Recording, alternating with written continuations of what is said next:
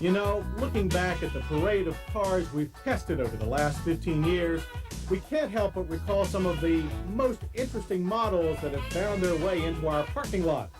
Now, I'm not talking about the run-of-the-mill exotics like Ferrari, Lamborghini, and Porsche, although we've seen our share. No, the cars we remember most are those seemingly forgettable one-of-a-kinds and whatever happened to's, you know, the unloved orphans and the oddballs of the automotive world. When we went on the air in 1982, makes like Renault, AMC, Fiat, and Lancia were still a regular sight in U.S. showrooms. Sadly, they're all gone now, along with the likes of DeLorean, Bricklin, Bitter, and Maserati. We've always made room in our schedule for the small specialty importers like UAZ, who are trying their best to break into the U.S. market. Perhaps only 1 in 10 will make a go of it, but we applaud their efforts anyway. Think back. When was the last time you saw a spy try tooling down the turnpike? Or had your rearview mirror filled by a Toraro? We tested both of those in 1990, and we haven't seen one since. The French have been known to make an odd car or two, most notably the legendary Deux Chevaux from Citroën. We tested one in '86, and we loved it.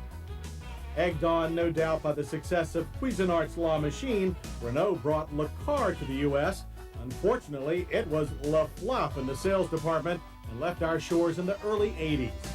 The MotorWeek cameras have seen cars that float, cars that sprout wings and fly, and cars that look good enough to eat. Indeed, we found our luggage in some pretty strange cars, and found our cars in some pretty strange luggage. We've come across monster motorcycles, thundering three-wheelers, and more goofy customs than you can shake a stick at. Not to mention cars we had to carry, and even one we had to build ourselves. From taxi cabs to police cruisers to horse-drawn buggies and Model T Fords, if it had wheels, it was bound to turn up on MotorWeek sooner or later. We can remember when one of the fastest cars in the country was a Buick sedan, and when our favorite convertible was a pickup.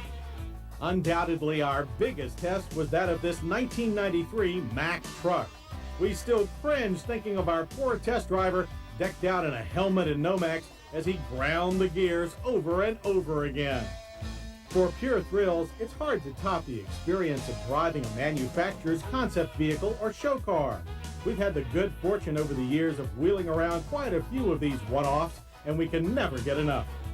We haven't limited our test vehicles to the civilian ranks either. Witness our test of Chevy's military concept, the Bushwhacker, the ultimate rolling soldier, the Hummer, and the Bradley fighting vehicle. Heck, we've even driven the USS North Carolina. Ever try to run a camera with a missile guidance system tracking your every twitch? We've done that and more in the last 15 years worth of MotorWeek road tests. But no matter what the car or where the road is led, we've enjoyed every mile. As the cars we love have become more modern, so too has our method of testing. Our first test track was an unused runway at an active airport, but we soon moved to an unfinished expressway near our studio. In the early days, acceleration times were verified with a stopwatch, and braking distances measured by hand. We now rely on portable computers to do the figuring for us, and the MotorWeek crew can be seen at test tracks all over the world. No matter what the venue though, neither sleet nor snow nor driving rain can keep us from our duties.